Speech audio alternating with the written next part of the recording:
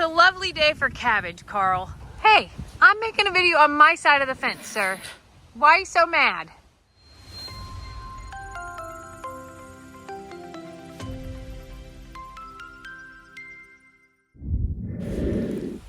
It's a lovely day for cabbage, Carl. So,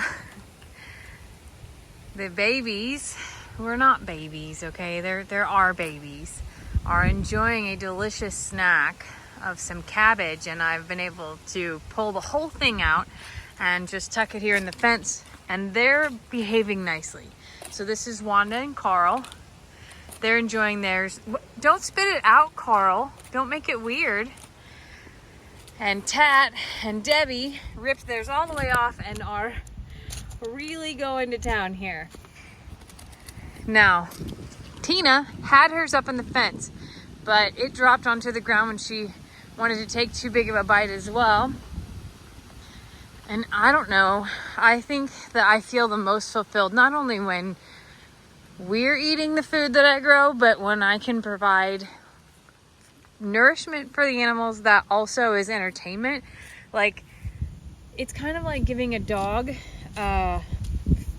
food or treats in one of those maze bowl things.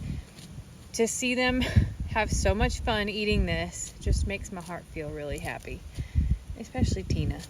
She's my special girl.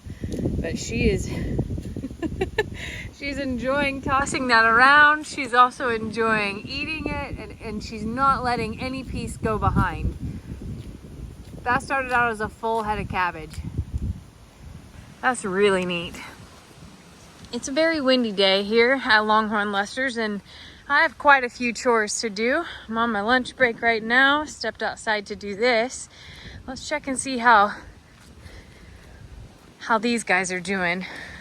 Now, this one is staying up top, but I have a bad feeling that Debbie's, there it goes.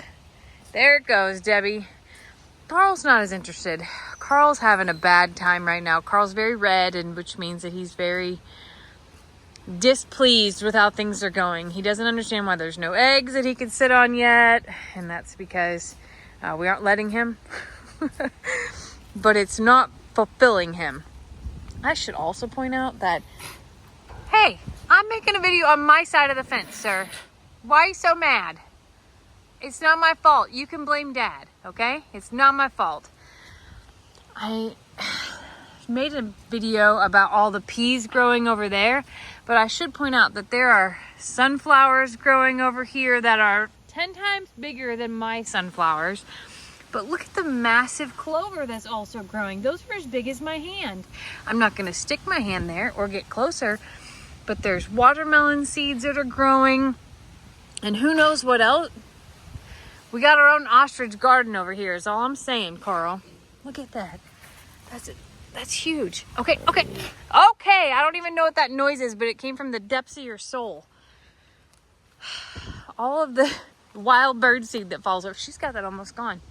That's crazy to me. Wild bird seed growing. Here's the peas. Literally forming pea pods. Just out here in the wild. No trellis needed. Beautiful sunflowers out here as well. Here's some more peas. Yeah, it's perfect. Absolutely perfect. I work hard to get mine growing, and lo and behold, if it doesn't do it all without us. She is really destroyed that. She's tossing around like, Mom, we got any more of that? Baby, that was enough for one day. It's still lodged in your throat, sweetie. Oh my goodness, the goats didn't even get any. I thought for sure that by putting it out here like that they would get bored and full. No, they left the stem for the goats. Super great there, T. Well, I will have to pull up some more for when the goats come up. I said it.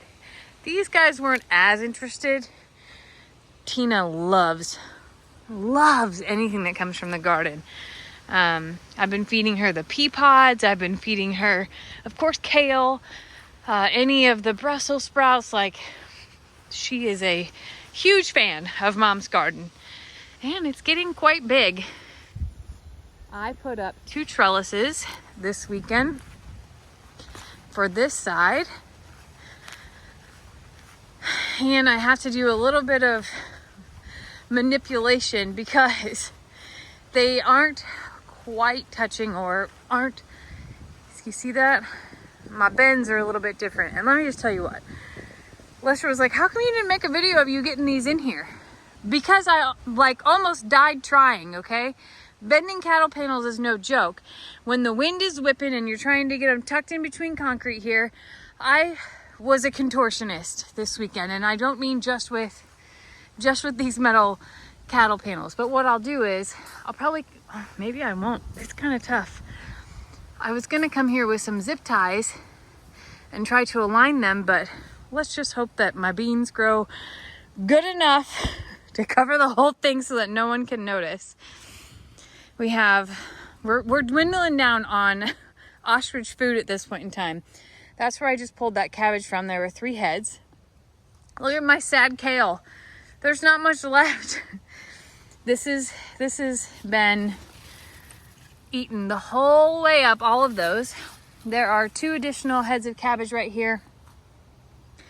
That's a Brussels sprout that we can still feed from. So we probably have another month's worth of this type of garden food to be able to feed the ostriches and give them snacks. Let's be honest, they're still being nourished with their traditional food, but this is like the extras versus buying tomatoes and grapes and all of that. This is what, and I think this is healthier for them.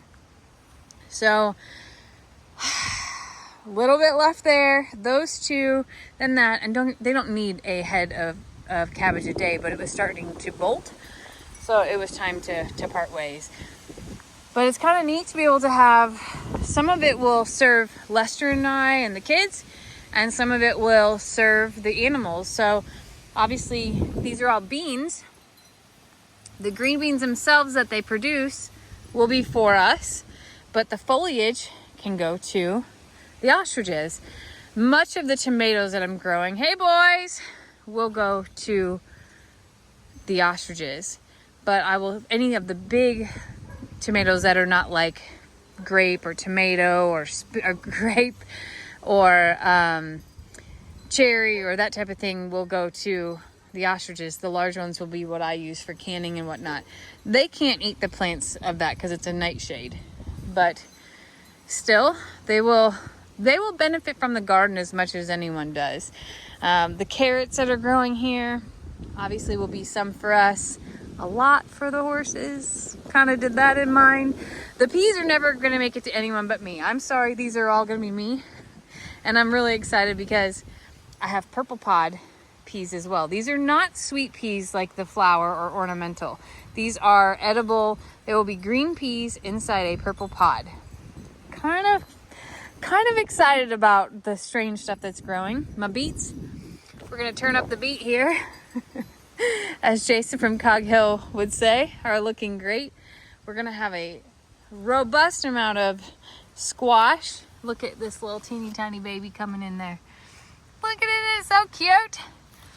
Couple of those making their way up. Cucumbers are very late this year for me. I don't even know what to say about it. But these are the cucumbers so far. These are horrible, and one little seed peeked through last night because I have replanted so many times. I don't know what to say. Cucumbers are going to be delayed for us. Something that I either grew here or did was not conducive to that. And we have a robust amount of onions. All of those seeds I will collect, and then we will clear that part of the garden out, and I'm gonna have to refill quite a bit of soil when all of this comes out, because what it will take with it will be pretty big. So that's what's going on here today. Ow, I just hit my head on this like a dummy. Out here watching ostriches and hoping I catch something cool and just knocking my own head. I'm gonna put this down and go back to doing what I know I can do, and that's pulling weeds. I'm really great at pulling weeds. That's gonna happen. Bye, y'all.